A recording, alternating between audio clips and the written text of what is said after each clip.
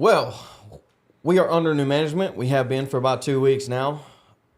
I think we're going to take a little bit of a look at leadership, maybe that transition from the last administration to this administration. I know we looked at a little bit of it last week, but we're going to try and take a little bit deeper dive into it. And Rodney's going to start us off with that. But we're going to jump into term limits. You know, Mitch McConnell took that fall. He's getting a little old, career politician. He's putting up 40 years, man. He's getting on up in there. And Josh, your topic today is going to be around the voter rights. Voter rights. Oh, that's going to be a spicy one. Sure, people are going to like that one. Oh yeah, oh yeah. So we'll see how that goes. I mean, the pendulum is swinging, and I think voter rights are on the table. I did hear the Supreme Court is looking at taking up Obergefell versus Hodges. So we'll see how that goes, which is the gay marriage issue. Roe v. Wade has fallen. I think Obergefell's next, which, I'm happy for. But that comes from the leadership of the Supreme Court. So, maybe we can jump in the leadership of the Supreme Court and how long they've been going on. So, Rodney going to take it on leadership and where we're headed, maybe. May I inject how good you look today? Last podcast, you came on here looking scraggly, and I think we shaved look at the shirt. into a collar shirt. Furthermore, I think I put some buttons on and they can't handle themselves. Furthermore, I think he has product in his hair as well there, Josh. Yeah, I got crazy. I told you I need to get a haircut. He's got the mustache, very like thick head hair, man. You may want to check the local train tracks for damsels in distress. At least I don't have a quasi Jufro going on. Hey! Oh God! Taking shots. It's humid here. It's humid. You get it? Look, that one. It is warm in here. I got to get the AC fixed. I got a part ordered. So if these guys start sweating, it's not because I put too much pressure on them. Oh, it's just because it's hot in here. I was bragging on you, and I have seen the mustache twisted up in the handlebars before, and it's quite impressive. Yeah. It's. I remember when I first met him, and I saw that, I was like, man, I don't think I've seen one of those since the 20s. You're bringing it. Mustache maxing. If anyone can pull it off. We're trying. I'm trying. Okay, enough. Nobody really likes it but me. So enough nonsense. Sorry about that. I had to give a little crack. He told me I look like the CEO of Mustard and Ketchup last time around. Wasn't that it, Josh? Yeah. And what do I look like today? Now you look like you should be driving a cruise ship. You know? You look like you just met the captain for dinner or something. I thought you were going to call me a blueberry pie or something. That too. Yeah. Okay. Yes, thank you. I think it's a great format. You guys kind of asked us to select topics that maybe is near to our heart. And entrepreneurship is certainly near and dear to mine, to yours as well, Zeb, because you've done a lot of that. But particularly I want to talk about putting entrepreneurial principles inside the government. The government's notoriously slow. I mean, they move at a sloth pace. Our symbol is the eagle. Proud, strong, decisive strength, and we actually look more like a sloth today. And so that's, I really want to compliment Trump because I think that's what he's done. His background is entrepreneurship. And so what has he done? He's brought all these unusual characters to lead his cabinets. And I applaud that because all these folks, as I mentioned last week, they take on entrepreneur characteristics and traits, and that's going to be the very thing to get us where we need to go. These last 4 years, folks, I honestly think they have been a disaster. We used to talk about participation trophies. Well, we've seen the result of that. Many of these folks that subscribe to the participation trophies are now in leadership roles. They're running around D.C. working for different senators, and it's showing.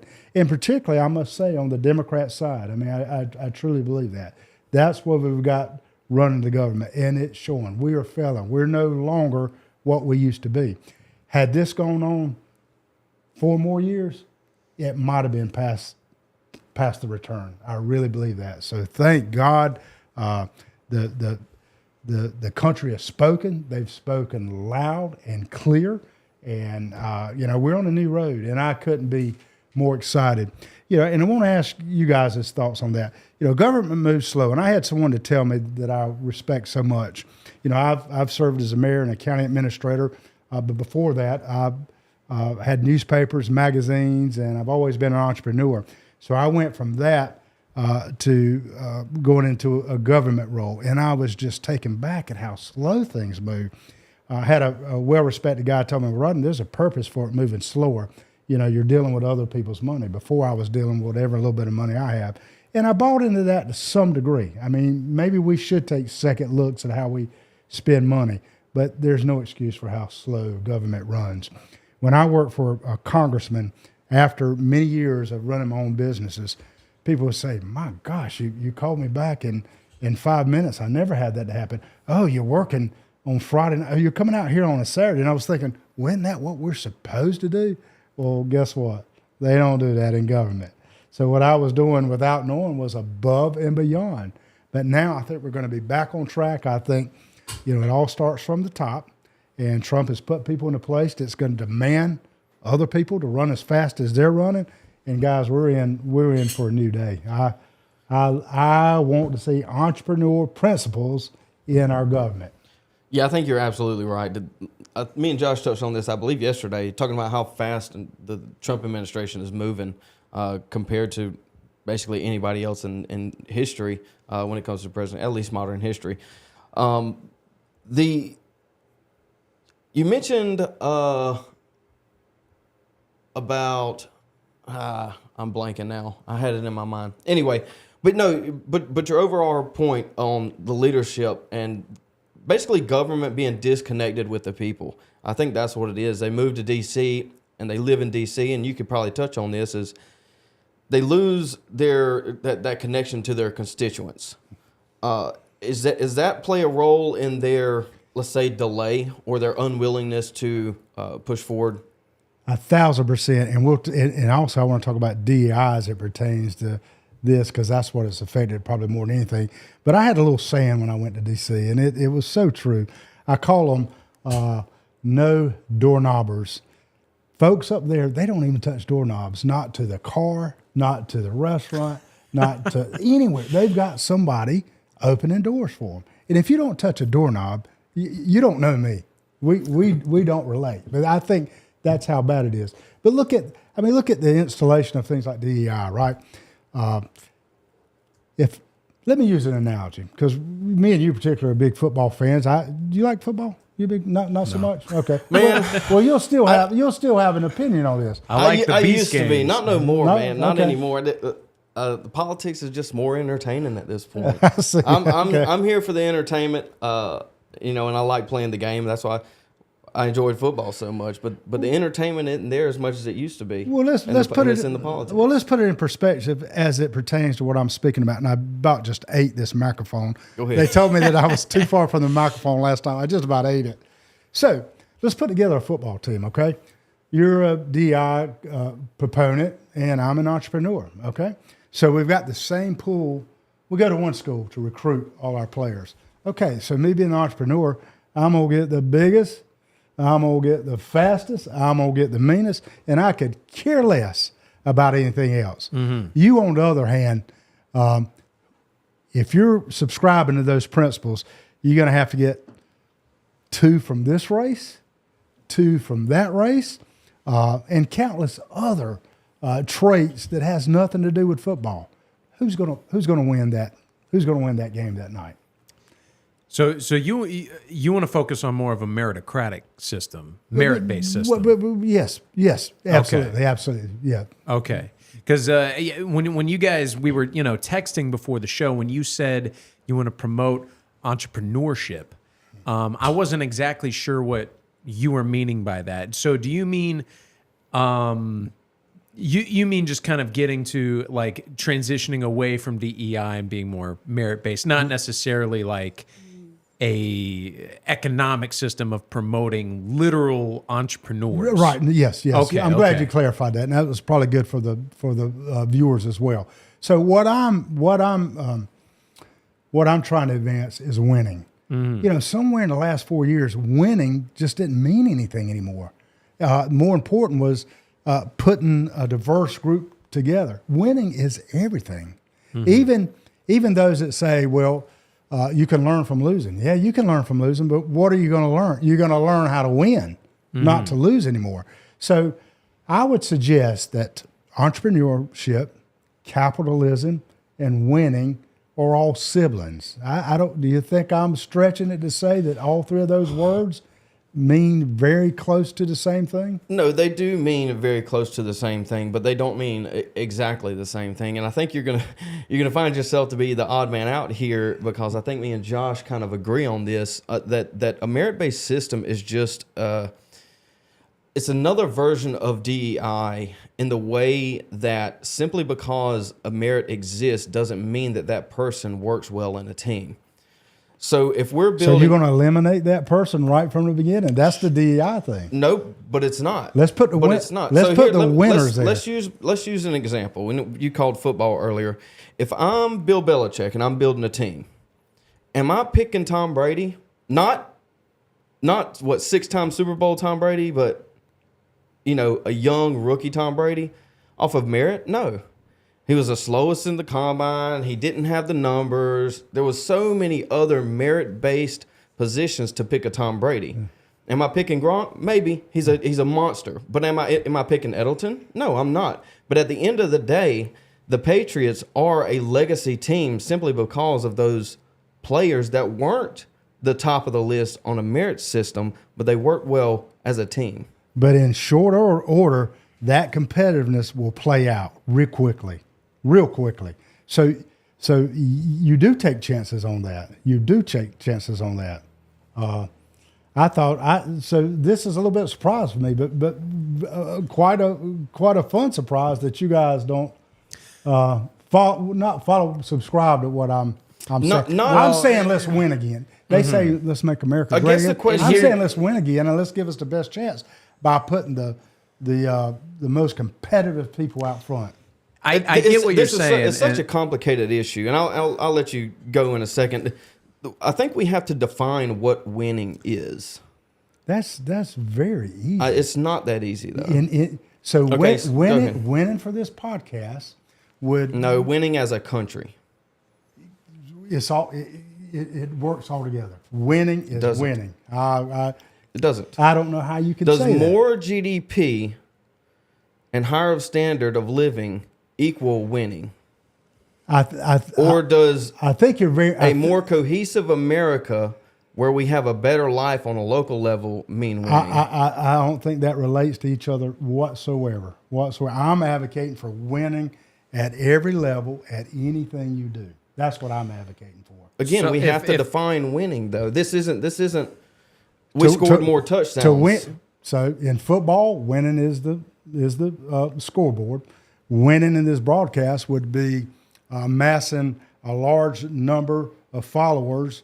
Or influence, or funding, or That's right. whatever else. So you take There's each different ways individual of winning. task, and there's a clear pathway to winning. So I'm not quite following. I want to throw you a bone here, Please. Rodney, because I think because I'm on the same page as Zeb in this regard, but I think where the point we're trying to get across is the point is that when you define, because I agree with you in principle, but it's too ambiguous, is I think Zeb and myself, that's our concern. And I'll give you a perfect example of what I mean.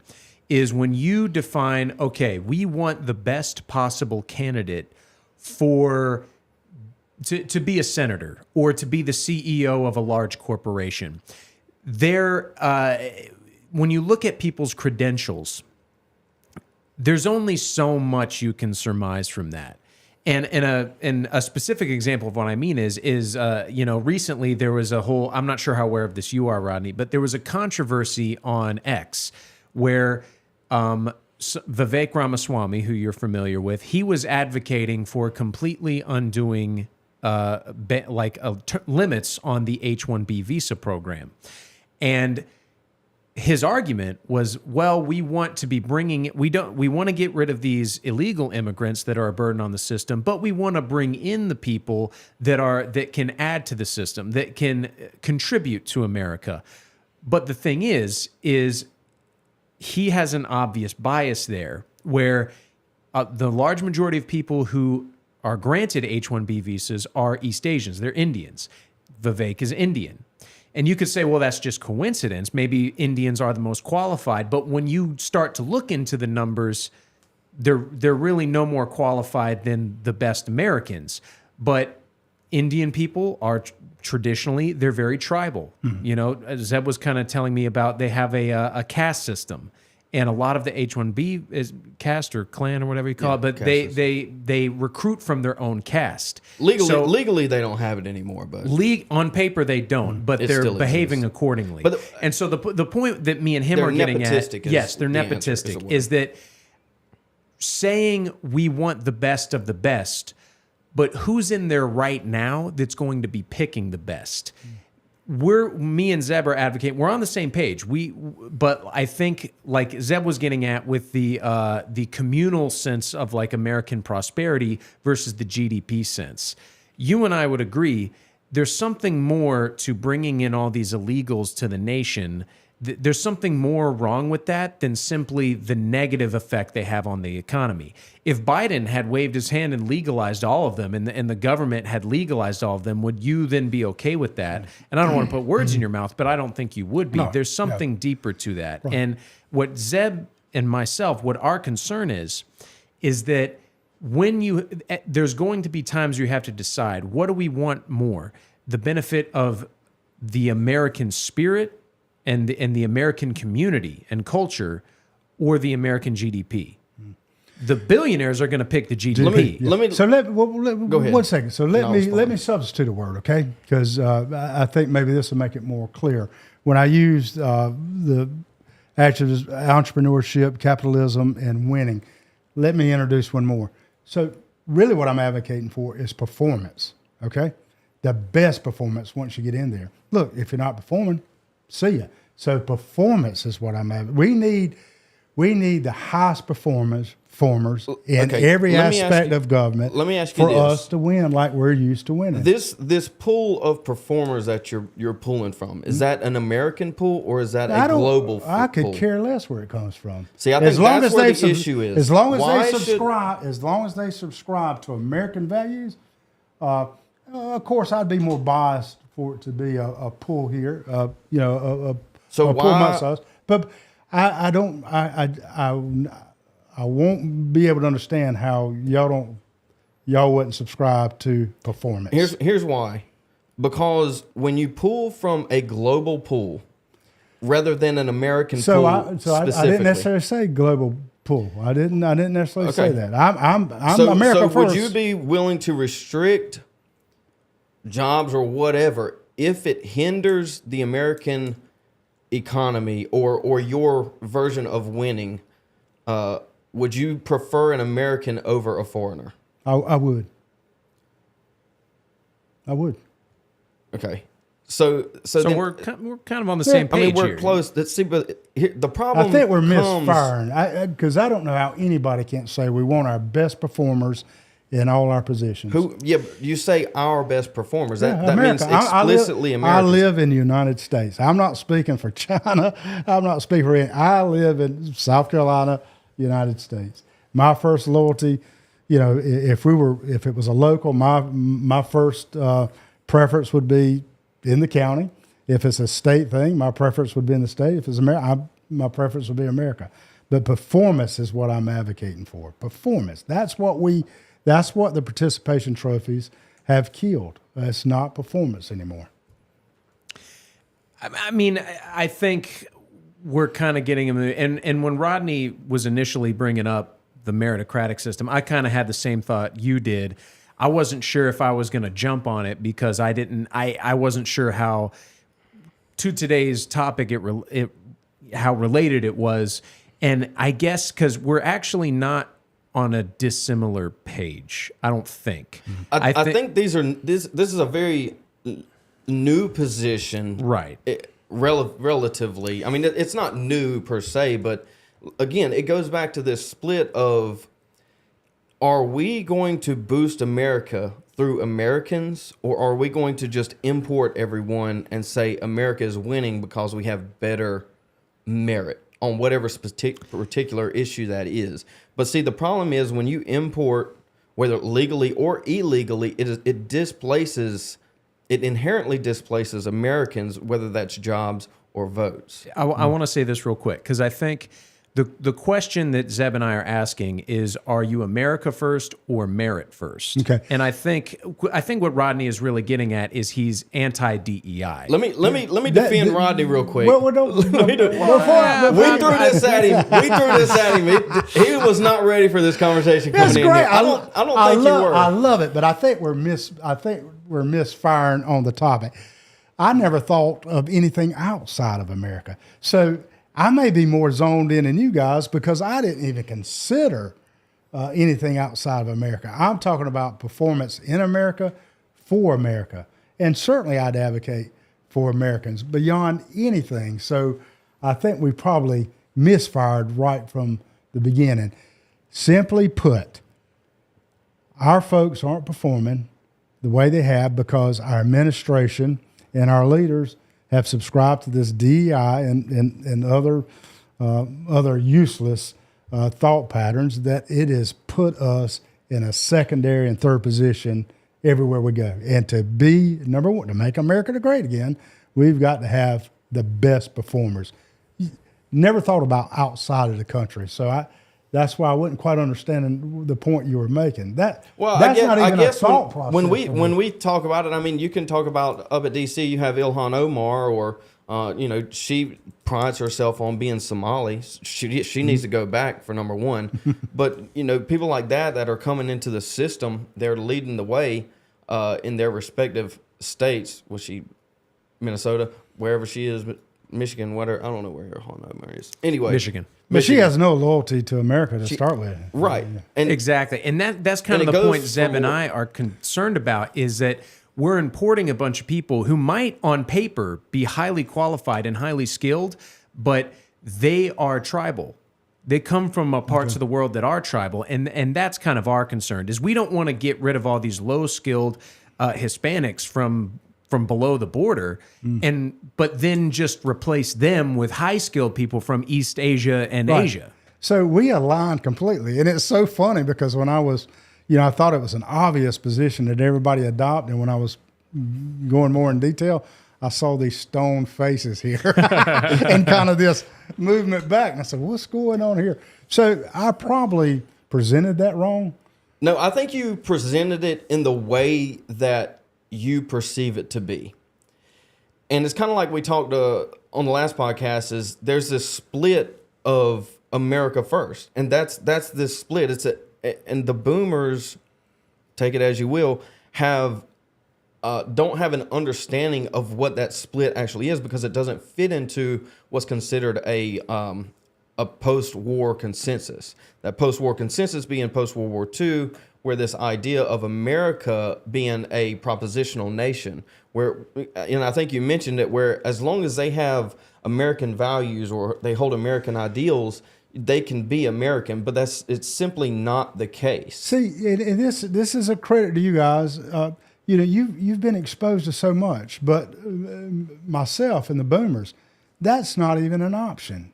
I mean, we've never thought about anything other than America. That's what we're here for, Rodney. That's what we're trying to do. We're trying to expose it out there because this idea of a propositional nation, originally it came from Lincoln, and you could argue Jefferson, that America is an idea and you can just export democracy and the Constitution and this idea of free trade and capitalism to the rest of the world, and it's just going to take root and everybody's going to be like America. Well, if that was the case, we would do it. We wouldn't just import everyone over here because America is the greatest nation on earth, which I would not argue one way or the other, even in its current form. So we have to understand that America is not just an idea. It is a people. That is what makes a nation. And going back into the leadership is the leadership has to guide that nation in a way that leads it to be a cohesive unit. And how you do that is you develop a team, which is kind of what Trump is doing. You could argue Elon isn't American, which, he's South African. But he's building a team that is able to lead us in a direction where we can build a nation in itself, if that makes sense. Mm-hmm. Sure does. Yeah, I think, like I said a second ago, I think Rodney, he's not really not on the same page as us. It's just, the difference in our experiences, like you and I, we have a lot more experiences online. Most likely, we've been introduced to different ideas that Rodney's probably not used to or hasn't experienced yet. And I'm not exactly sure how old you are, Rodney, but I know He's old. He's old. But He looks good, though. He looks You good. probably grew up in the aftermath of the in the 60s and 70s, the kind of hippie revolution, the Right. post Martin Luther King Jr. Civil rights world, and the narrative during those times was very like peace and love. Let's all come together. And that's all fine and dandy, and that sounds good on paper. But the rest of the world, like all of human civilization forever, did not think like that. And most of human civilization to this day doesn't. So when they are coming from elsewhere and being transplanted here, it's like conservatives say all the time. These people come here and they don't assimilate. That's true at the top as well. That's true with the Chinese. That's true with East Asians. They stick with their own. They hire their own. They look after their own first. And what Zeb and I are concerned about is carrying this narrative of peace and love, everyone's equal, everyone treat each other the same into the future. I think we need to kind of get past that and start to look out for ourselves. The Native Americans, I don't mean the Indians, I mean the native-born the descendants of the founders, the people that colonized this land, that created America. That being said, I would like to add to that. I don't blame them. I don't blame 100%. them one bit at all for wanting to stick around their people. I think that's the way it should be. I think we should take up for each other that are closer to us. I mean, that's the whole idea that J.D. Vance has basically been pushing since he's picked up nomination, is that we need to look out for each other within a proximity of naturalness, not necessarily a proximity of location. And so it's like, I love my son more than I love your son. You shouldn't take offense to that, right? Because you love your son more than you love mine, naturally. And so that extends to a family, that extends to the nation. And once you get outside of the nation, it's simply a question of globalism in itself. I know that Rodney came in here. We came in hot on that one. I know. The last thing I'll say about it is a perfect example of what I mean. And, we're all here in Florence, South Carolina. That's, where you live. That's where you're from. I'm from Charlotte originally. And Charlotte is a much more metropolitan city. It's a faster growing city than Florence. It's much bigger. That's where the headquarters of Bank of America is. And so that's where I grew up. That's my home. I cannot, my family, my siblings cannot afford to buy a house in Charlotte. And, for the Charlotte economy, it's great because all these industries are moving there. And the people from the north, the people from New York City, from all these affluent, rich, northern, Northeast American cities, they're coming down here because they can afford to, but it's driving up the property value, it's driving up the taxes, and it's making the native Charlotteans unable to for their children to afford to live there. It's changing the culture of the city, and this is our fellow Americans doing this. Think about it when you import people from lands that don't even speak our language, and then how will they change the plate? How will it will no longer feel like home to us? And that's kind of what Zeb and I are afraid of. And sorry, the last thing is, you think about, like, America is the most prosperous nation in human history. We're declining a little bit now, and that's why we're doing this podcast. We're trying to figure out how to stop it. Other people, we're not going to China and saying, hey, if you guys want a job, you guys could come here if you want. They want to come here. They want to leave their homeland to come here. And why is that? There's a higher quality of living and it's more prosperous. But if you go back in time, why is that? It's because our ancestors were able to build it up to what it is today. Their culture, their ancestors were not able to do that. But when they come here and behave exactly the same, what makes us think that America will stay the same? That's what our concern is. So let me throw this at you. So competitiveness, isn't it up to us to compete? You talk about housing, for instance. I do economic development. If I've got a manufacturer in here, and he says, Rodney, look, I want to hire all your local folks, but if you can't perform, then I'm gonna have to bring in folks. How can I blame that industry for saying such a thing? When we haven't performed in it goes back really to the root. If we hadn't been performing with our education system, if we hadn't been prepping students to rise up, to meet these needs, then what are we doing? I'm saying in the last administration and some before, we have not been competitive. We've not performed at the very elementary root of things, and as I mentioned, education. So if we don't have people in place, how can that industry operate if they don't have the folks? I've got to bring people in. How can I blame them for bringing people in when we locally haven't rose to the occasion? Well, on a local level, it's a little bit different than on a national level. But to answer, I would argue not. I would argue all across. Well, that's a scenario. That's a scenario. What I just told you. It causes more issues if you bring people from outside of the country. Let's don't focus on that. Let's focus on us performing. Let's focus on us stepping up. See, this is the problem. Okay. Here's the root of the problem. This is it. You're worried about performance in the now, and not worrying about consequences in the future.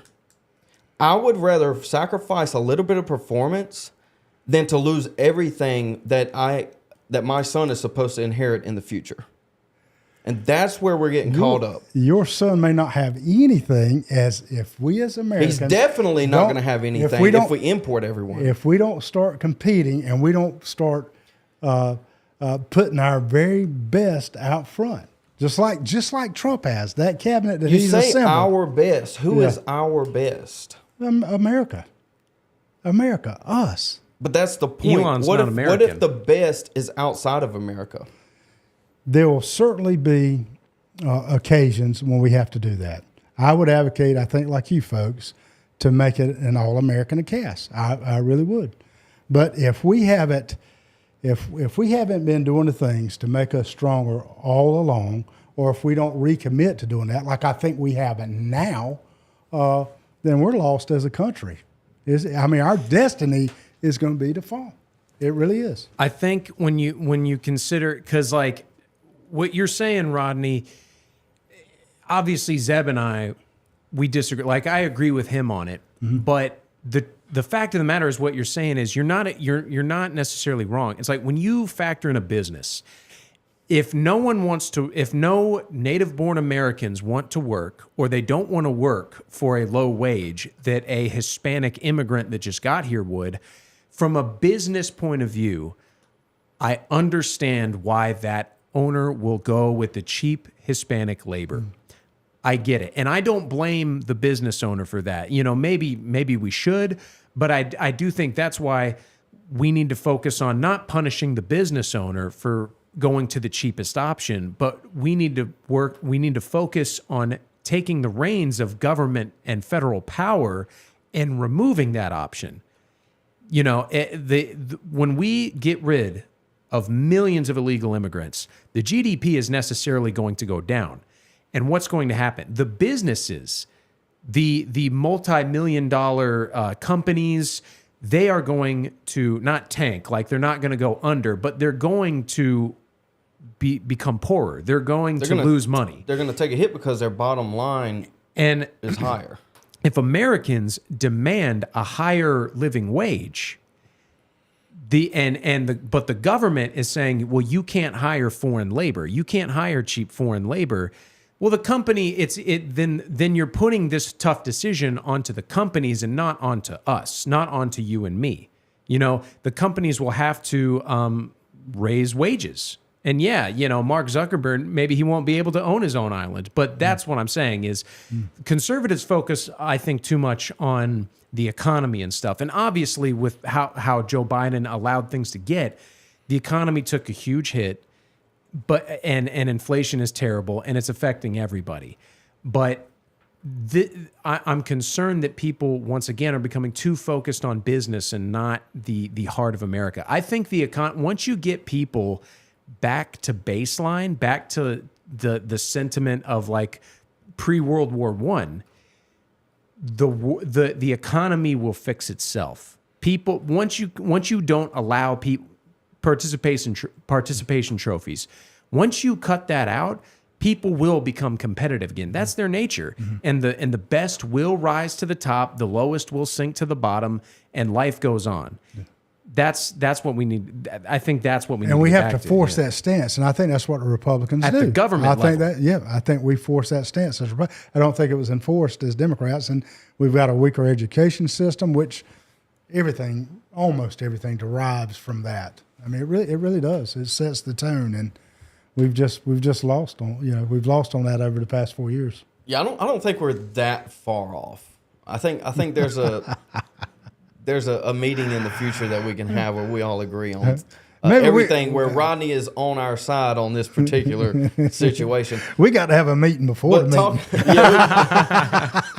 But Josh is talking about how Mexicans come in here whether they're legal or illegal, and they're here to pick strawberries, and they'll do it at $2 an hour, and they'll send remittance back home. Nobody wants to compete for that $2 an hour work. Like to buy, But you can't then turn around and say to Gen Z how they don't want to work. Well, really, they do want to work. They just don't want to get paid $2 an hour to do it. And the same concept can be applied when you have H-1B visas or any of the visas coming in, green card, call it whatever, where they're coming in and undercutting all of these tech jobs where they're getting paid pennies on the dollar, essentially, through contract work. The contract will be written for, let's say, 120, and they'll collect $40,000 a year working 80 hours a week, because to them, that is wealth over there in their homeland, whatever that homeland is, where a $40,000 job at 80 hours a week for some of the younger guys that's not even worth waking up, because you just simply can't live on that.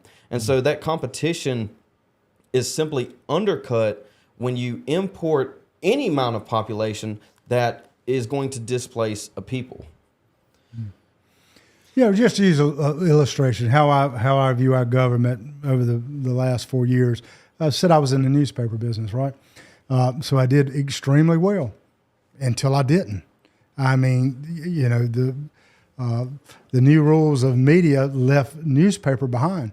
I could still be printing today and I'd go broke.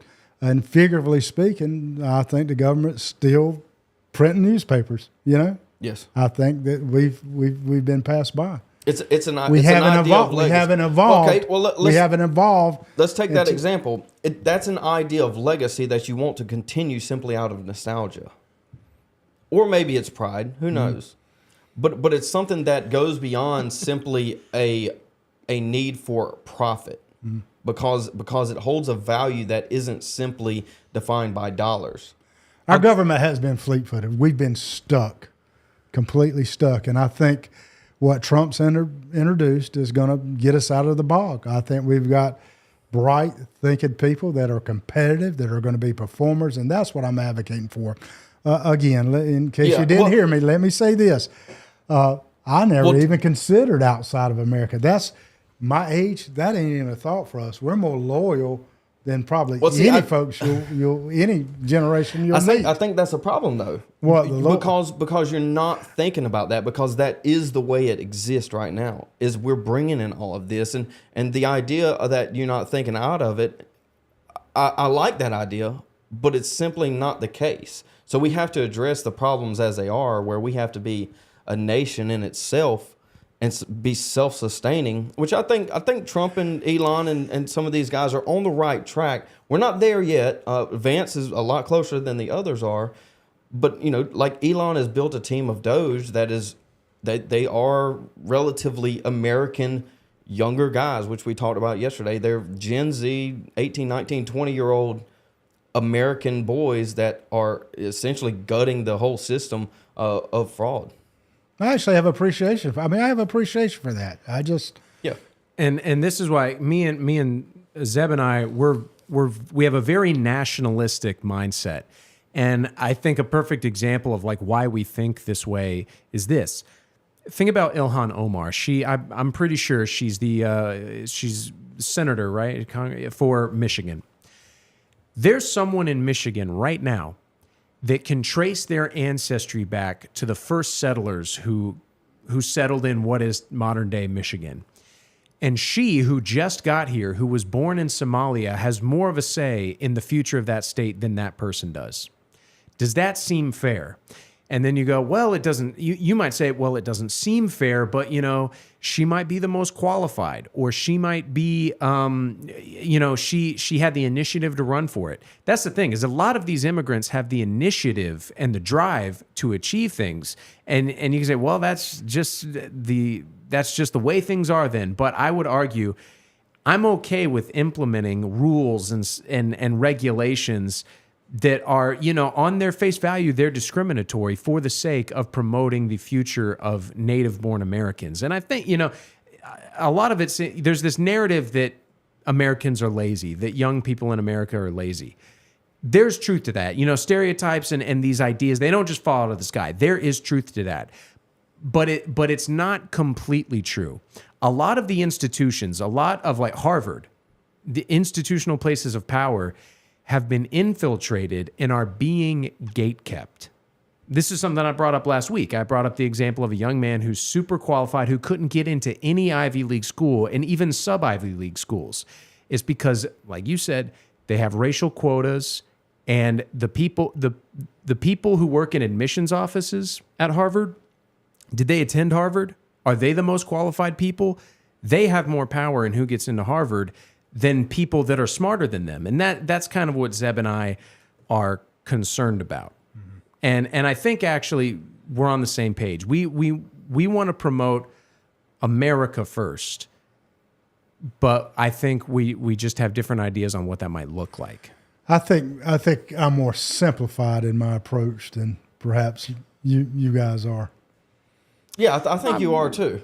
But I don't take that as an insult, because at my core, I want our top performers to, again, never even gave a thought outside of Americans. I just want I want us that's to the perform, world you to grew compete. up in. And no, it's not. It is though. Competitiveness will Okay, start let me say- Adam. let's do Start this. way back from Adam until When you went in the Marine Corps, yes. did your superiors say these guys are not like it used to be, or the Marine Corps is not like it used to be, Yeah. or they've gotten soft now? Yeah. Well, I think they did the constantly exact same happens. thing to us, Yeah. and that's what we're kind of saying. And I think it's true. The older generation said, "Oh, this younger generation doesn't want to work," and your generation is saying that our generation doesn't really But it want to ain't work. okay. And but the it's younger not. It's not your fault. When you came along, did y'all You're have, right, it's not did our y'all have fault. timeouts in the Marine Corps when you were there? Timeout. Yeah. No. Where you could say, hold up a card and say, "Look, that's too much for the Yeah, moment." but there's So it's not the participants' fault. It's the leadership, and it goes back to the government. I mean, the administrations. I mean, they make these rules, and all of a sudden in the Marine Corps, you got timeouts. You can wait a minute. So I'm we can stressed make out rules too and much. change things. Huh? So we can make rules and change things That's for the better. that for the worse, and that's what I think the Democrat agenda has done by way of the stances like DEI and. Well, I would and say the others. Republican agenda also, prior to I think very, it's, very recently. I hate to do this. And I know I'm probably I did this yesterday with you, but I hate when people ask hypotheticals to prove a point. Just make your point. But I'm going to ask: would you be okay with Israel, for example? Israel mandates that everyone in their nation serve mandatory 2 years of service in their military. Would you be okay with the government appointing some sort of office that says it's basically, it would make being unemployed illegal? And I'm not saying, obviously, there'd be regulations, there'd be stuff, as soon as you get fired, they're not going to send the police to come get you. But what I mean is, when a young man or woman turns 16, they are forced by way of law to have a job. Now, obviously, people are going to get jobs. People want money, but there are people that won't and don't. What if someone, they take an IQ test and they don't score very high, and the government says you're going to get paid. This isn't slavery. You're going to get paid, but you have to pick strawberries to a 16-year-old boy. He says, "Well, I don't want to do that." It's like, "Well, you're not qualified to do anything else according to us." Would you be okay with that? Now, this limits freedom. It absolutely. Admittedly. Yeah. Are you okay with that? Not in totality. Something a little less rigorous. I thought you were going to ask me, should they serve in the military? And this may be old school way, but yeah, I would absolutely subscribe to that. It would make you more American, to be quite frank with you. To your question, that seems a bit much, but I won't discount it. I won't say no to what you've asked me, but I'm not quite prepared to say, yeah, maybe something that resembles that. Sure. But because I brought up this hypothetical to pick your brain and basically figure out, are you okay with, now we're zooming out, in principle, limiting certain freedoms for the long-term benefit of Americans and America? Yeah. I don't know that I'm prepared to say, because I don't have a full understanding of everything. I don't know how I'm prepared to say yes to that today, but I like the direction that's going. Certainly freedoms are a core of who we are and what we've been. So I get that too. But I like that direction. I don't know that I can run full speed along beside you on that, but I do like the direction. Well, we went way off the railroad And track there. now to my topic. I would the Rob Schneider like clip. to ask everybody to give Ronnie a little bit of break here. He was kind of caught off guard. Hold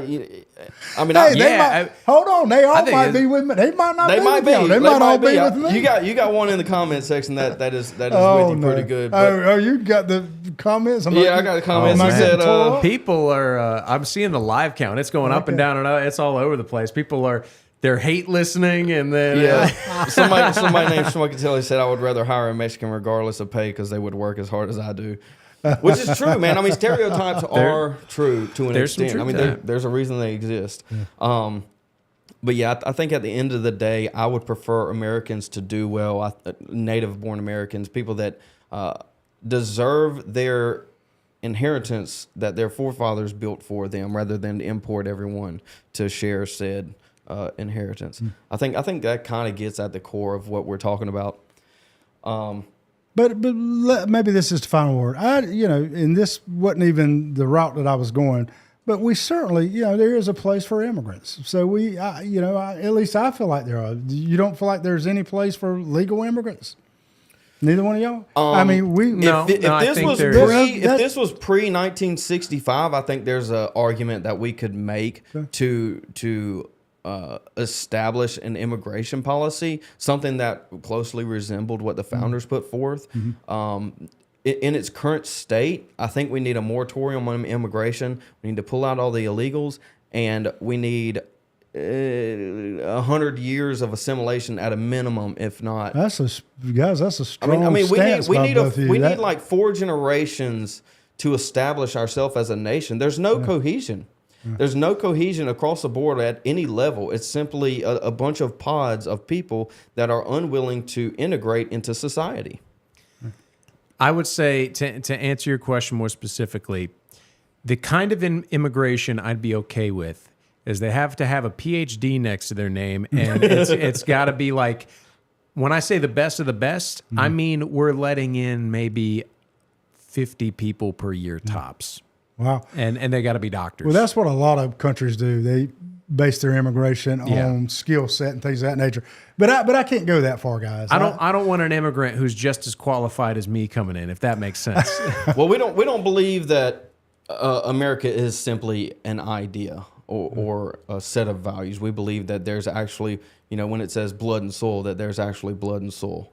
It's not simply a move to America, recite the Constitution, you're American. I don't think a piece of paper makes you American, and that is reverberated throughout all of these communities that simply deny Americanism. I mean, you have right now with ICE deportations, you have Mexicans lining up on 95 and up in Charlotte and Raleigh and North Myrtle Beach, lining up waving American flags, but the vast majority of those are American citizens on paper. So are they American waving Mexican flags? Well, by the grace of God, you two were born in America. Absolutely.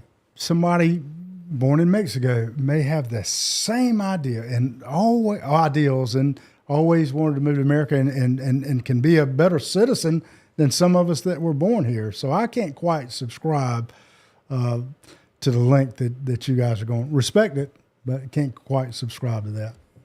But I'm not. This could be. yeah. But I'm not. This is I'm not polar opposite. We're I think we've gotten to a point where it's like this is as deep as the conversation can go today, and we can come back to this in a future show to discuss it further. Like you were saying, we had all these topics kind of picked out, and it just ended up going. I think this turned out better than originally. But is there anything like? Did you want to transition back to what we were talking about before, or do you want to? I mean, we can kind of bleed it back into leadership. I mean, that leadership, this vision of America is kind of defining where America is headed. Like we mentioned, Elon developing Doge and trying to root out this fraud is less fraud for America winning. I think obviously, if we're not funding the opposition to Americans, which is those that hate America, which we can say is the left, that is a move forward, which is why we are aligned on very much of these,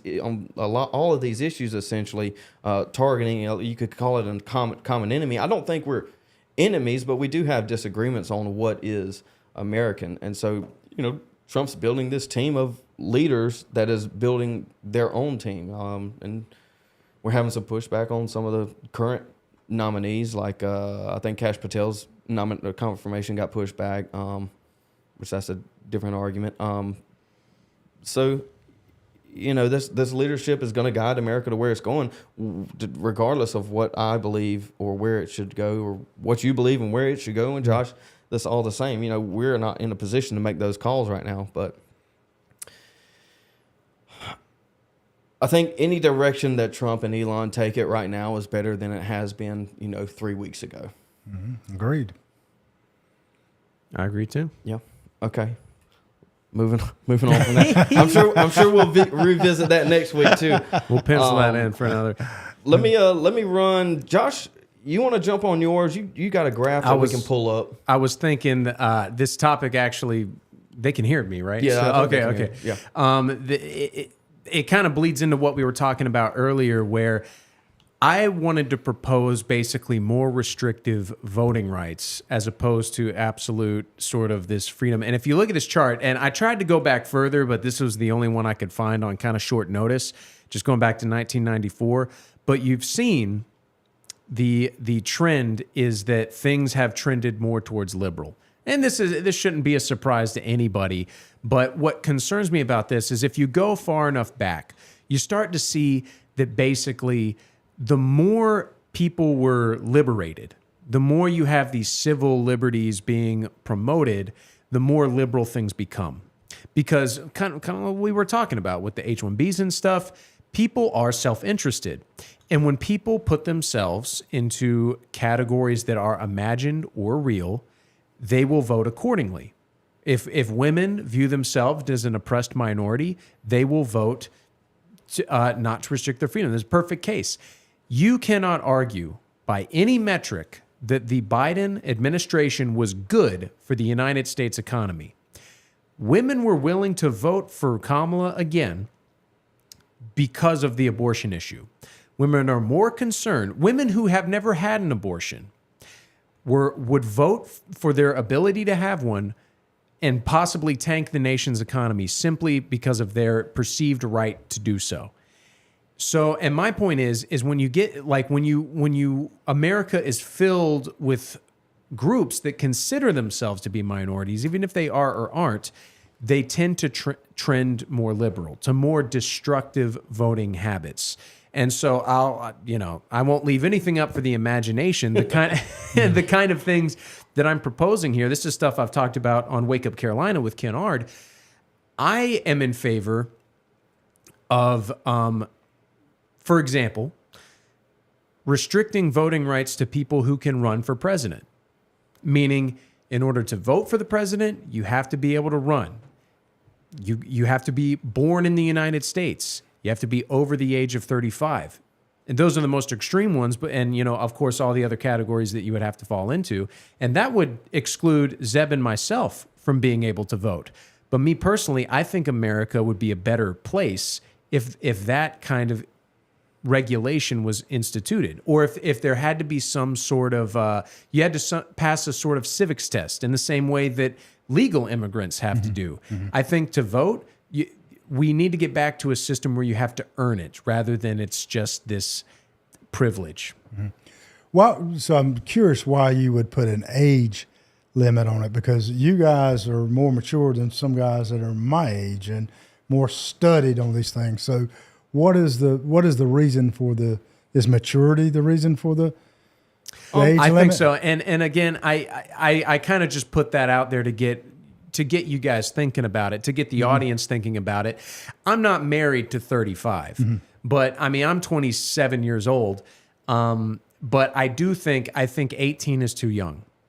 I think, on paper, like science has shown that basically your brain stops developing by the age of 25. I think that age, maybe plus 3-5 years, I think is a good metric. Maybe I could answer the question a little bit better. Maybe not better, but at least the thought process is going through my mind. Josh is pretty articulate over there. I would say, 35 is just a number. It's fairly arbitrary, but life experience plays a large role in this. And life experience in the way of marriage plays a large role in this, and having kids plays a large role in this. Every milestone that we hit that I just named increases the likelihood of having a more conservative position on things. And so it is inherently good for the country if the people that are voting are more conservative. This is simply the case. Yeah, I hear you. But it does restrict freedoms that we've been given through the feminist movement, if you want to call it that. Yeah, I hear you clearly on that. Even in my experiences, I find that the more you age, the more conservative your mindset comes. But what would you tell that young man at 18 years old that we've asked to go to Iraq carrying an M16, and yet he can't even vote for his easy answer? If you serve in the military, you are able to vote. Okay, that's an easy exception. That's I mean, the amount of people as a percentage that actually serve in the military minute. right now it's non-existent. It's negligible. Yeah, I agree. So I mean that's But that would be exception. that'd be a quick argument that you get, Yeah. but easily addressed. You're right. But yeah, I think I don't know if I wouldn't say I would go as far as Josh in the way of holding a president or holding voting for a president as the same regulations as being able to vote for a president. I think that might be a bit far, but I do get the argument. It's a good place to start. It's a good place to start. I have a bad knack for, like, when I have an idea, I say the most extreme version of it. Like that helps me out. But you get the point though, where Sure, it's I do. like, Yeah. why is someone like, why do we have the rule that someone has to be born here to be the president? Well, doesn't that discriminate against people that aren't born here? Yeah, it does. But that's kind of the point. The person who should be running America is a person who is at their core American, someone who grew up here. I mean, that's not, necessary. I mean, Kamala, she ran for president. I don't think she was born in Jamaica. I know it's a conspiracy, but she grew up in Canada. She's not from America. Obama. Yeah. Rodney, he's like, "Ee." but you get the point though. I think that an 18-year-old who is not interested in politics at all has just as much a say in the outcome of an election as you do. Yeah.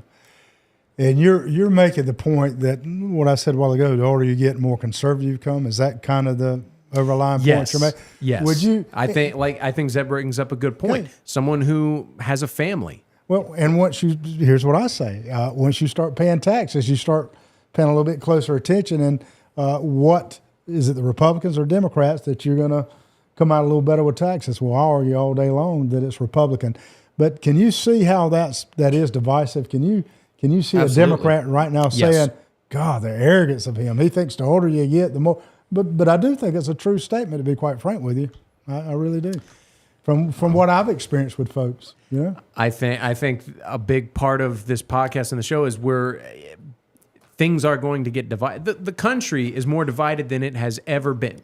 We can't. A lot of conservatives, and I'm not singling you out here, Rodney, but a lot of conservatives are more concerned with getting the nation back to being friendly again than they are with winning. As defined. So let me hear me real quick. I align with you guys on that because I think I've said for so long we have got to go through some pain to get back to reset. And I think we're resetting now. And I think we are going to go in space. I'm not convinced, not to go on another subject, I'm not convinced that these tariffs are really going to hurt us too terribly. But if they do, are we willing, modern day people, are we willing to go through pain to reset America, to get back on the track that we need to go? So, look, I'm not as concerned of folks' feelings. It's going to be painful to get where we need to be because we fell so far. So I'm down. I think the tariff argument that you just made is virtually the same argument that we were making earlier. The short-term pain of people being upset or hurt feelings or maybe even, hurt our pockets a little bit in the short term is going to benefit us so much more in the long term. And to the point of tariffs, they haven't even been implemented because everyone has caved on it so far. Whether that's Colombia that put up a fight for like 30 minutes. Canada, I think, lasted 8 hours, which is pretty strong considering Mexico didn't last 30 minutes either. It's like these arguments. America is so strong. We funnel out so much money, whether that's through our consumer market or whether that's through USAID, that people have to cave or they simply do not exist without American taxpayer dollars. And what we're doing is building momentum. Think about all the pre-planning that Trump did. He must have spent the last 4 years organizing all this, and how we didn't learn it ahead. Some people say 2025, but how we didn't learn this ahead of time, I don't know. It's the best kept secret. But obviously, he's been working on this for 4 years, and he's methodically laying it out. And as of today, I'm going to give him 100 on everything that's happening. Everything. Well, that's what me and Josh were talking about it yesterday is the speed at which Trump is able to accomplish what he's being able to accomplish right now. It's unreal. He has to have at least at an absolute minimum the last 2 years, if not the last 4 years. I would even argue even before that, he just wasn't able to accomplish any of it simply because there were roadblocks that you could call the deep state or the bureaucracy or however you want to define it. But now it looks like we're emptying that out. I mean, even just yesterday they announced 100 or almost 100,000, so 80,000 federal employees have backed out and taken that 8-month stipend that Trump has offered them, and they quit their jobs. I mean, the taxpayer dollars that is going to pay for that 8 months is going to be saved at 8 months. We're going to start making our money back. That break even is 8 months for these employees, and then we don't have that bureaucracy that we have to go through to get anything done anymore. So is it going fast now? Yes. Is it going to go faster in the future? I think so, because there's less roadblocks. Yeah. You're here. We're resetting. So that's what we're doing. We're resetting. And kind of in that same vein, we were going to talk about a little bit of term limits. Have you exhausted your... You finished with your points? Subject matter? With the voting thing? I mean, I think so, yeah. I think we've kind of transitioned into the Trump efficiency argument. Well, just for a moment, is that something you've had extensive conversations with people about before? The voting? Yeah. Oh yeah, sure. How do people respond to it overall? Typically the same way you did, which is that it sounds good, but there's this idea, like basically they're afraid about it limiting freedom. I'm okay with that, but the opposite end is dying to put an exclamation point behind the word dictatorship. They're already using that falsely. I want to jump on that real quick because you mentioned earlier in the show about how these things sound divisive. They are divisive. It is going to divide people. People are going to be upset. Here's something I think about a lot is the right wing. Like look at Elon Musk, who he did a Nazi salute, at the inauguration. And the right wing, the conservatives, were flocking to pull up videos of AOC doing the same thing, to pull up, to explain it away. And I don't think, and in my heart of hearts, I don't think he meant it that way. Yeah, nor do I. I was talking with Zeb about this. We think he did it to troll people, basically to get the exact reaction that he got. But with that being said, the left is going to call us if you do anything other than what they want, Contrary to they're going to call you a dictator. Right. So why? That's why all they can't- got. That's what- all they yeah. got. So why can't we just be like, Okay. okay, Yeah. and what of it? Next. What are you going to do about Next. it? Yeah. Yeah. I mean, they've exhausted all of their euphemisms for calling us the bad guy. Well, that's what Americans have called for today. Look, we've got the executive, we've got all branches. Let's go forward this time. I keep using the word. Sorry, I don't like even cliches, but unapologetic. It's time to force the agenda. I agree. I think that's what it takes. We're talking about this transfer of power, this leadership structure. Ronnie's got we're just straight up disagreeing the entire podcast today. Me and Ronnie have had a little bit of a conversation going back some time now about term limits and the effect that they have on the progress of the nation in this aspect, where you have a presidency change over every 4 years, sometimes every 8 years. You have, Congress change over every 2 years and Senate every 6 years. And there's so much changeover. Now, there are career politicians. We can talk about Mitch McConnell. But in general, the term limits limit the ability of progress simply because we don't have a singular focus. That focus, let's say Republicans are focused on this one thing, lowering taxes typically. They have 4 years to accomplish it. Nothing gets done. Maybe they could have done it in 8, but then you turn around and then you have a Democrat agenda that is then focused on whatever else they're focused on, gay rights or whatever. So there's no progress being made. I am against term limits as principle. You are. Have you changed your mind since we've talked? No, but your position's changed. You used to be for term limits, best I can remember. Well, I didn't discount them, but I think I do now. I think the people that are going to be limited by term limits, like Mitch McConnell, he's in a wheelchair now because he fell the other day. The people that are going to be limited by term limits, like Mitch McConnell, will find another way to gain that power. They'll just have patsies in there, like AOC, that was essentially funded to hold a seat for someone else. Yeah. They're going to find a way in, and whether that's holding the seat themselves or running into the lobbying organizations in DC. You've spent some time up there. What's the contrast in lobbying from a retired congressman or senate? Well, they have to be inactive. I can't remember the years, maybe 2 years before they can get in lobbying, which I think is a good thing.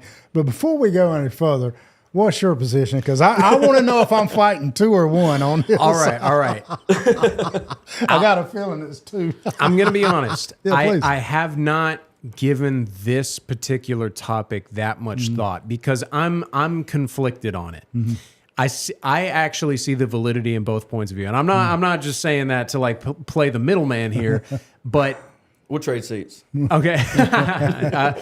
Where I think Zeb is coming from, this is something I've talked about on Wake Up Carolina before, where basically the system is so large that there's no accountability.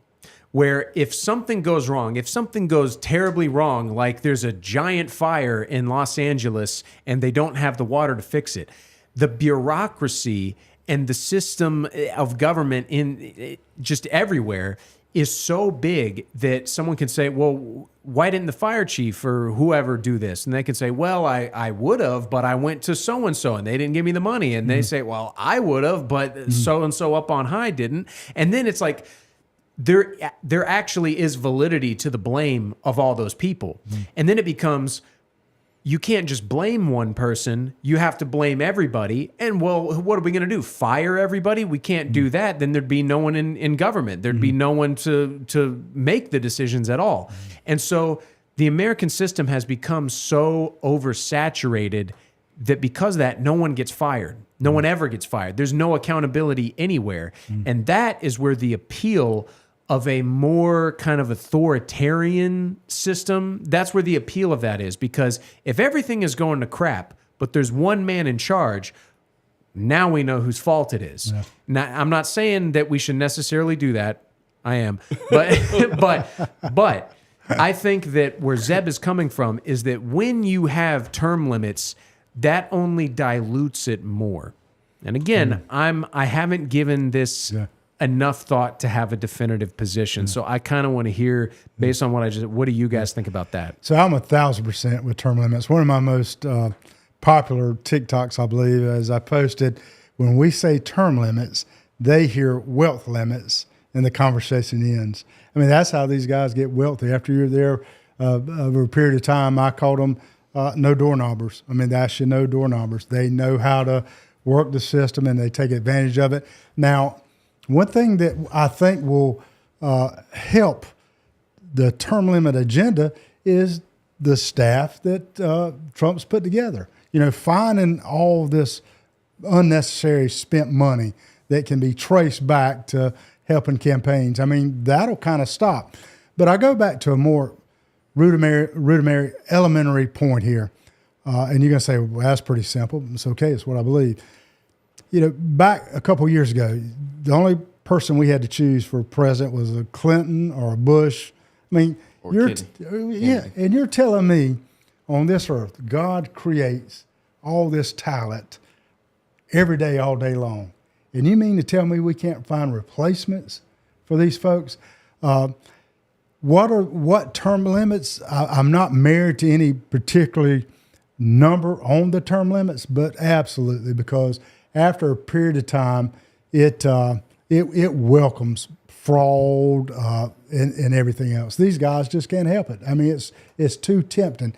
They're confronted with so much stuff. Even the most moral guy will possibly wane under all that pressure. I think absolutely term limits. Now, kind of to throw you a bone real quick, I think actually something that to that point, I think that if you have term limits to where the profitability of being a senator or a congressman your entire life, I think that once you remove that, then it will create room for the truly passionate people to fill that void. Because if you're not gonna, if you're like a homegrown South Carolinian who rises the ranks and then can stay at the top forever, where you're going to be making money, but then you don't really care about it, you're just kind of in it for yourself. Once you remove that factor, it might leave room for the people that actually are patriotic. What do you say to that? I get the idea. And like Ronnie said before, you know, this hasn't always been my position. I mean, I've played around with the idea of term limits before. This isn't anything new to me. I think that when I look at something like the Supreme Court that is appointed, but is limited on term limits, they've been the most conservative and most consistent branch of the federal government for essentially ever. So to me, term limits aren't the issue. The system isn't the issue. The issue is who is in power, who is gaining that control. And like Josh said, you know, at the end of the day, would we want a Trump dictatorship? I think that would be preferable to rotation every 4 years. But I do get the appeal for term limits, and it seems like it would benefit things. You know, I guess we would have to see it in actual practice. But at the end of the day, I don't think term limits fix anything, and it creates more issues. So, you know, we're here in South Carolina, and many people have heard of the statesman Strom Thurmond. I mean, he was, I don't know how many terms he served, but he was on in his 90s, an active member of Congress as a senator. How many young folks in South Carolina did he suppress from running for senator? All these bright minds in here. And at some point, does the world pass you by? I mean, when you're in your 80s and 90s, truly, God's blessed you with a long life, but how much do you still have up here at that point? I mean, you're not at your optimal thinking. I mean, there's just no way you could say that. But all the young talent, I mean, what does it do? That you want to run the center? No way I'm going to run against Strom Thurmond. I can't win that. I mean, I think it's a detriment to the system to have somebody in there that same thought for, I would give senators 12 years, 2 terms. I would give congressmen 6 terms. Or maybe 4, maybe even 8 years. I mean, that you've got to give them more than the first term because they're just getting their feet wet up there, truly learning where the bathrooms are. But when it goes beyond 4 terms, I mean, let's see if we can make a compromise right here, because we just got a comment that said keep term limits from Zach. Keep term limits. Add financial restrictions. If they aren't financially motivated, they would be more likely to prioritize the public. Great point. I think that's right. And it comes down to a question of lobbying, and then a question of insider trading. Nancy Pelosi is very renowned for this. Would you make a compromise if we could cut down lobbying to virtually non-existence and ban insider trading, even out to the family area? 100%. Would you be okay with not worrying about term limits? Is the issue the financial gain? Yes. Through not being limited, other than is the issue simply financial? Is that the issue? That's a big part for me. These positions are way too lucrative. I mean, you look at these cats. They come out opposed to what they went in. I mean, it's just it's mind-boggling. But I think a bigger issue is lobbying. But so it is. I won't disagree with that. But look, in its. Now we're not going to get rid of lobbying. I think we understand that. Yeah, because that's a part of it. It's a part of it, and that's gone overboard in many ways. And the amount of money that's been exchanged is crazy. But I want to lobby for things that are near to dear to me. That's part of the American process. But I do think back to the positions are too lucrative, and truly they hang on to those positions. Now you've been up in D.C. Mm-hmm. How long did you spend up there? 4 years, 8 years? So I was with the congressman about 9 years. Okay, that's a good little while. Getting old, right? I am indeed. But so you were up there. Would it even change much if the term limits were enforced at that level of 8 years? I feel like the turnover at 12 years is not a lot. I feel like the turnover at 8 years relative to, let's say, the presidency is not a lot. I just don't see how much would change. I mean, how many congressmen and senators have really been in there anything over, let's say, 14 years? Mm-hmm. I mean, discounting Mitch McConnell at 40. Yeah, most of them, you look, a lot of them's got a lot of time in. That'd be interesting to know, to break it down, how long folks has been in there. But look, you suppress new ideas from a new generation. I mean, you want your generation to be heard? You wouldn't have been heard with Strom Thurmond. You would have. I think it deters so many things, young folks from room and young fresh ideas. Yeah, I mean, we could definitely get into the idea that boomers are unwilling to turn over the keys to the kingdom. I think we touched on a lot today. I'm kind of conflicted on this issue. Yeah. I mean, I get where you're coming, because here's the thing. I'll just be straightforward. You and I advocate for a more authoritarian form of government. Basically, like you kind of hinted at, would the world be a better place? Would America be a better place if Donald Trump was basically given it all the power he needed to do whatever he wanted? Yes, it would. The system was put in place to prevent that in case we got someone other than Donald Trump. I understand that.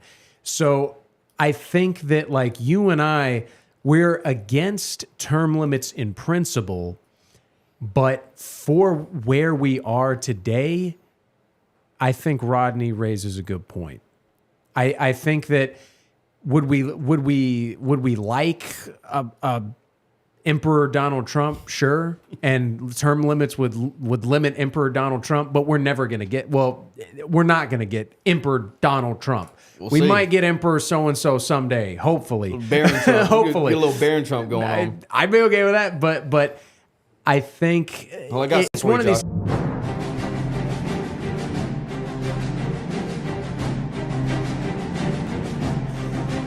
Anyway, I'm okay.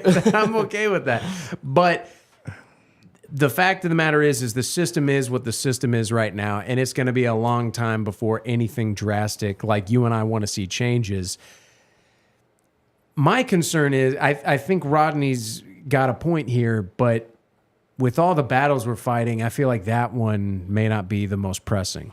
You know? So I don't think it will ever happen because the vote literally comes from them voting themselves out of office. Well, there's one other way that term limits can be, and I shouldn't even brought this up because I'm not going to be able to explain it properly, but there's some way within the state caucus that it can be voted in, but it's never happened. I'll brush up on that and bring that to you next time. So there's another way. One quick question on that. Uh-huh. Within the state caucus, you meaning states combine their own senators and congressmen to a term limit at the federal level? That, and I'll brush up on that before I bring it back. But That'd be interesting. But I've heard those conversations. Get a little inside track right there.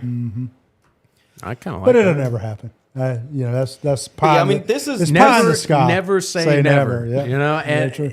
because here's the thing: if you were able to organize a civilian movement, not even like I mean, obviously be political, but I don't mean like you appoint an official where it's like if you were able to put together some kind of online movement where it's like, hey, we want this, all the people who are dramatic, like emphatically in favor of it are willing to participate and say, we want our local senators, our local congressmen to vote for term limits. And you basically put the message out there that it's like, put that to the floor in this next term and vote in favor of it. And if not, we will basically a civilian primary. We're going to vote you out. Yeah. So It's possible. It's going to be hard, but it's possible. all those efforts have taken place. In fact, I signed a pledge that I would support term limits in my last political Endeavor. attempt, right? But if I see you have 29 people up there, and I don't know if they'll be up into this. Americans dominantly support term limits. If you believe in term limits, how can they type one in for term limits? If you believe two in for term non-term limits, limits. One, He's starting to get the like chat mentality. Well, I like it. You're a smart guy. Chat. If you agree with term limits, type 1. If you disagree with term limits, type 2. This is for senators And leave us a like congressmen. Yeah. And while we're at it, go ahead and drop a like There's on the 23 video. people and 9 likes. Consider Get on subscribing. We're going to go live almost every weekday around 2 o'clock. So Even if you enjoy don't this agree with conversation- Zeb and myself, support Rodney. He's Please, on he this needs some channel help. too. He needs some help. Well, yeah, like I say, we're gonna have we got some ones in the chat. So I think you're right. I mean, largely a populist position would be to have term limits on senators and congressmen. I mean, that's a populist position. I don't know if it's correct. Populists aren't always correct, but that is if we were a democracy, that's what we would have with voting rolls. Yeah, you got 3 or 4 in there. So how many how many opposed? twos? 0. So nobody was swayed. Okay. I mean, I get it. I just don't think it moves the needle noticeably at all in the way of term limits. I mean, this is what I do agree. I'm afraid it's a waste of time. It appears It's not going to that happen. It's just simply not going to it happen. appears that term limits gives you this. New at 4 o'clock, Kentucky Senator Mitch McConnell has fallen again, seen in a wheelchair just hours later. Yeah, the longtime Senate leader fell down the steps in the Capitol building and was helped up by fellow senators. Now, McConnell walked to lunch after the fall and stayed for the hour-and-a-half-long GOP event during which senators described him as being an engaged participant. Now, after lunch, McConnell was escorted out by a swath of staffers, at least one of whom he appeared to be clutching for support. In the hours since, there have been reports of a second fall, but ABC News has not been able to independently confirm that. In December, McConnell fell and sprained his wrist. He was seen with a bandage under his eye. But yeah, I mean, basically that's it. Mitch McConnell fell the other day. He's fallen another time. He's in a wheelchair. He'll probably be in a wheelchair for the near future, if not indefinitely. But, you know, we've seen this before with Dianne Feinstein. She was in the hospital for like 9 months or something, still essentially active in the Congress. I mean, I agree with you. It looks like term limits gives us this, and it does. Or lack of term limits gives us this, and it does. But maybe you're right, dude. Maybe you're right. I'll sit on. I just don't. I think if we fix the lobbying issue, the term limits That's a good point. are no longer an issue. And I would rather, you know, 2 birds, 1 stone than what would be 2 stones, two birds. I don't know. However that would end up working out. Do you guys think it would be easier to get rid of lobbying versus getting rid of term limits? I mean, No. no. No, lobbying. You Lobbying's can't harder. get rid of lobbying. It's simply going to exist. I don't mean like lobbying as a whole. I just mean like Crack down on it. crack down. regulations. Yeah, that'd be You think so, easier. Rodney? You think? You think it'd be easier to get lobbying under a little bit of a rein? Because I feel like term limits is an all or nothing thing. They're either going to happen or they're not. Yeah. Whereas lobbying is you can restrict stuff like force people into like FARA, where they have to register as a foreign agency, or you could create something else that is relative to whatever that lobby is specifically. Yeah, so lobbying, I don't think either one of them is going to go away, but if we can curtail and get lobbying under control, however they see fit, it's really the same issue, because the guys that dictate that are the congressmen, and they both benefit greatly from both of those. That is just not going to go away. I'm gonna start a lobbying firm that is gonna lobby for getting rid of lobbying and or put restrictions on lobbying. You think I can get some funding for that? Self-destruct button. And I think you'll have nothing in the bank account. Oh, anything else y'all want to add before we close up? We do have a reaction video Josh sent me. I haven't watched it yet. Rodney definitely hasn't I just seen thought it. I don't even know how I was going to tie this in. I just saw it and I was like, I thought see of what- Rodney. see I what was like, I Rodney bet he's says. going to like this. I don't know. Conspiracy related? No. Okay, all right. Jumping in. Oh, that's not it. Oops. That's, Elon Musk, I have this to say to you on behalf of the American people. Thank you. Thank you so much. It's been incredible. We really appreciate it. Keep going. I like saw Rob it? Schneider. Yeah, I do. I knew that'd be right up your alley. Love it. I'll tell you that. I don't know about y'all. Y'all know who that is, right? That's Yeah, Rob yeah, Schneider. yeah, I sure. love Rob Schneider. And Adam Sandler makes good movies. Let's be honest. Agreed. That's he what does. He makes Agreed. he Okay, makes I- wholesome movies. You don't see movies like Adam Sandler anymore Well, now- unless they're Adam Sandler Well, one of movies. his most popular movies, he was a gigolo, wasn't he? Wasn't there some side? That was an Adam Sandler movie, wasn't it? So that he starred in. You know, Yeah. you didn't see Well, that? which he's one in is all that? the Adam What was Sandler it? It was movies. Gigolo. I'm gonna be honest. I don't know what a gigolo is. For real, you What know. was that movie? It was an Adam Sandler. I don't- Explain to him what What's a a gigolo is. I'll let you explain. Is it like a homo thing? No. It's It's vagabond. Like it's like a male escort. Yeah, it's a male escort. Oh, Dancer. okay. Well, yeah, he always plays a character in Adam Sandler's movie. And I'm not saying Adam Sandler doesn't also make bad movies, but Click, have y'all seen Click? Yeah, we've seen Click.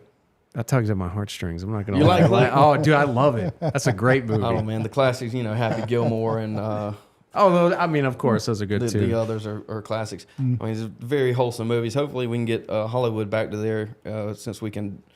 We starting to defund them through USAID. Perfect. So we'll see. Rob Schneider, he was liberal in his youth. Now he's an older guy. He's converted to Christianity. There you go. Look. There you go. Hey, Raise and the he- voting rate. There you go. Voting And age. hey, look, even what Bill Maher might have seen the light a little bit, huh? No. Josh is anti Bill Moore. Oh, no, Nah, I'm so am not- I. Yeah, I don't. The He's in leopards the don't orange. change the stripes that much. He's trying to appeal for The way I see it- to be relevant again. I think that's all a smoke screen. The way I see it is, we all like seeing the green light. We really hate the orange just as much as the red. You know what I mean? That's how I put Bill Maher in the orange. Gotcha. Yeah. If anybody in the chat has anything before we leave, go ahead and throw it in there. It's been about an hour and a half, man. I think this is pretty Wow, well, solid. We were kind of off track initially, but I enjoy the disagreement. I enjoy having conversations. I think that conversation really matters. The idea of should we be for Americans or push this GDP, and try to expose the idea that, you know, maybe all of these frameworks aren't built the same and we can kind of restructure our own house. And although I think there should be some tolerance, I think we align almost everything, but it's okay to have a couple of disagreements on some, you know, some points. I mean, there's got to be some tolerance there because this is new to all of us. You know, this reset is new to all of us. We're not even exactly sure what everything's going to look like. We're doing it as we go. Well, But I like the direction. Let me just leave it at that. I'm absolutely fine with riding the train as it is right now. You know, I'm not an accelerationist like Josh is, but you know, I'm not opposed to accelerationism either. Yeah, well, and like kind of like you were saying, Ron, I think that the best way to truly understand your position is to defend it, which is why I think like I think the disagreement actually makes us better, because then it gets Zeb and myself thinking, it gets you thinking, and it Absolutely. gets the audience thinking, which is kind of the whole point. And it's authentic. You know, it's authentic. Yeah. So I was joking about the meeting before the meeting. Let's continue to disagree. We'll do it on camera. when we do. Hash it out on camera. Yeah. But no, we want to thank everybody that turned in today. We'll be live probably most weekdays around 2:00. It'll be mostly be me and Josh. Rodney's going to be here on Friday. You're going to be here every Friday, 2:00. I shall commit to So we that can as yell- long as you'll have me. So we can yell at each other. Yeah. But if you stuck around this long, please leave a like. Consider subscribing. Maybe check us out. you in know the the future. most disturbing thing about this whole podcast? What's that? You know, as I look into the TV there and we can see, How big I am? well, it's I ain't been to the gym in 2 months, man. I've been building this thing for y'all. kind of to that point, but the more thing that's more scary is I think my head is bigger than your head. It's called efficiency. It's called efficiency. You've got more life bigger experience. isn't You got always more better. memories I mean, stored up there. Yeah, Yeah. have you ever seen the Elon built his rocket boosters, and he's got Raptor 1, Raptor 2, and Raptor 3. And Raptor 3 is more efficient than Raptor 1, but Raptor 1 is so much larger. Bigger doesn't mean better. We got so much more efficiency over here, Rodney. The thing about me, I have to purge things so I can get new things in. So if you see me looking at you a little It's crazy, overflowing. well, You're I'm deleting it. purging so I can receive what you're saying. Yeah. We're all learning. I'm a lifelong learner. At least I'm trying to be, and I think Rodney is too. Absolutely. Which is why we're here. So hopefully we can get some. In an upcoming podcast, let's make sure we kind of, not today, but introduce ourselves, let people know a little bit about your backgrounds, because people I think will We'll- get more we'll plan- curious about We who should you do that are. next week. We'll work yeah. we'll work that in next week. If y'all want to jump on by Friday 2:00 next week, we will be. I'll give a little resume about ourselves. Got a lot of similarities going on with me and Rodney. Josh is a little outcast over here, but he's young. He's got a lot to build up. So we'll see how it goes. And I want to thank everybody for joining us. Yeah. Here's a little outro for you.